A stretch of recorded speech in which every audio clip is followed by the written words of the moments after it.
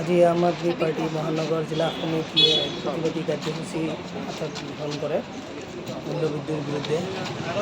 আমাৰ দেশৰ নৰেন্দ্ৰ মোদী হুঁচিয়াৰ, কেন্দ্ৰীয় চৰকাৰৰ হুঁচিয়াৰ পৰিৱেশ উত্তাল কৰি ৰাখে দেখুৱাই আছোঁ। আমাৰ কথাটো হ'ল আমাক জীয়াই থাকিবলৈ দিবনে? তিল দি আমাক স্ল' পয়জন দি আমাক মাৰি থাকিব। গেছৰ দাম বঢ়াই থাকিব। 5 কেজি চাউলৰ বিনিময়ত কি আমি এতিয়া 1200 টকাত আমি আপোনাৰ গেছত আমি 5 কেজি চাউল আমি ৰন্ধন কৰিম নেকি আমি? কিন্তু মই জানো এইটো আদানী এফেক্ট হ'বই। ৰাইজে এইটো জনাৰ উচিত হয় যে যিমানখিনি কেলেংকাৰী আদানীয়ে কৰিছিলে, আপোনালোকৰ এই কেলেংকাৰী এফেক্টটো এইটোৱে হ'ব। এতিয়া লাহে লাহে আপোনাৰ পেট্ৰল ডিজেলৰ দাম বাঢ়িব, গেছৰ দাম বাঢ়িব, কয়লাৰ দাম বাঢ়িব, কেৰচিন তেলৰ দাম বাঢ়িব, সকলো দাম বাঢ়িব। কাৰণ কেলে পইচাখিনিতো আমাৰ পৰা ওলাব লাগিব, টেক্সবিলাকতো আমাৰ পৰা ওলাব লাগিব। চ' বিজেপি চৰকাৰ হুঁচিয়াৰ। আপোনালোকে যদি এইটো হিচাপত এনেকৈ দাম বাঢ়ি থাকে, আমি কিন্তু অনতিপলমে আপোনালোকক এৰি দিবলৈ নাই কিন্তু। চ' আপোনালোকে হুঁচিয়াৰ। কামৰূপ জিলা মেট্ৰ'ৰ যি আমাৰ সদস্যসকল আছে, কামৰূপ জিলা কমিটিৰ তৰফৰ পৰা এটা প্ৰতিবাদী কাৰ্যসূচী আমি গ্ৰহণ কৰিছোঁ। আৰু এই প্ৰতিবাদী কাৰ্যসূচী হ'ল যি ৰন্ধন গেছৰ মূল্য বৃদ্ধি হৈছে। আজি যোৱাটো বছৰত 4বাৰকৈ ৰন্ধন গেছৰ মূল্য বৃদ্ধি কৰিছে এই বিজেপি চৰকাৰখনে।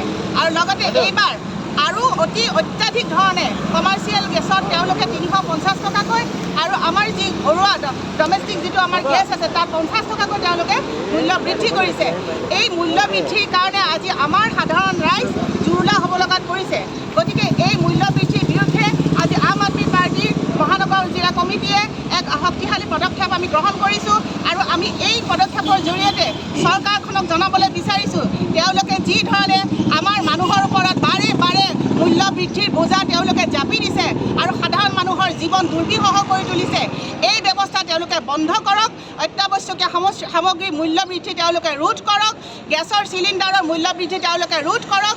যিখন চৰকাৰে এটা সময়ত পিঁয়াজৰ মালা ডিঙিত ওলোমাই লৈ গৰু গাড়ীত উঠি চিলিণ্ডাৰ আগত লৈ তেওঁলোকৰ মন্ত্ৰী বিধায়কসকলে হাই কৰিছিলে কংগ্ৰেছ চৰকাৰৰ দিনত, সেইখন চৰকাৰে কিন্তু আজি প্ৰতিটো দিনতে ৰাতিপুৱা উঠাৰ পিছতে প্ৰত্যেকটো বস্তুৰ তেওঁলোকে মূল্য বৃদ্ধি কৰি আহিছে। গতিকে তেওঁলোকৰ এই হঠকাৰী সিদ্ধান্তক আমি ঘৃণা প্ৰকাশ কৰিছোঁ। তেওঁলোকৰ এই ৰাইজৰ প্ৰতি থকা তেওঁলোকৰ যি দায়বদ্ধতাহীনতা তাক আমি সজোৰে প্ৰতিবাদ কৰিছোঁ। তেওঁলোকৰ যি পৰিৱৰ্তনকামী চৰকাৰৰ যি তেওঁলোকৰ শ্লোগান, সেই শ্লোগান ফুটুকাৰ ফেনত পৰিণত হৈছে। গতিকে আমাৰ এই প্ৰতিবাদৰ যোগেৰে পুনৰবাৰ আমি বিজেপি চৰকাৰক হুঁচিয়াৰ কৰিছোঁ যে সাধাৰণ মানুহক জীয়াই থাকিবলৈ দিয়ক, গৃহিণীৰ চৌকাত চোলা জ্বলিবলৈ দিয়ক। আপোনালোকে এফালে আপোনালোকে 1250 টকা দিছে, বিনামূলীয়া 5 কিলো চাউল দিছে। লগতে আপোনালোকে কি কৰিছে, মাহে আপোনালোকে গেছৰ চিলিণ্ডাৰৰ দাম বঢ়াই গৈছে। গতিকে মিঠাতেলৰ দাম আপোনালোকে 200 টকালৈকে বৃদ্ধি কৰিলে। বজাৰত আপোনালোকে পাচলি কিনিবলৈ সোমাবলৈ নোৱাৰি, বস্তুৰ ইমান দাম। তাত সত্ত্বেও কিন্তু আজি অসমৰ মানুহে কিন্তু মাত মাতা নাই, কিন্তু মাত মাতিছোঁ আমি আম আদমি পাৰ্টীয়ে। গতিকে এই আমাৰ প্ৰতিবাদী কণ্ঠস্বৰ যাতে চৰকাৰ ঘৰলৈ যায়, তাৰ কাৰণে আমি আজি ইয়াত একত্ৰিত হৈছোঁ। আৰু চৰকাৰক আমি জনাইছোঁ যে চৰকাৰ মহোদয়, আপোনালোকৰ মুখা পিন্ধা চৰিত্ৰ আপোনালোকে বাদ দিয়ক, আপোনালোকে জনসাধাৰণক শান্তিত থাকিবলৈ দিয়ক, মূল্য বৃদ্ধিক ৰোধ কৰক। স্মৃতি ইৰাণীজী, কাহা হে আপ?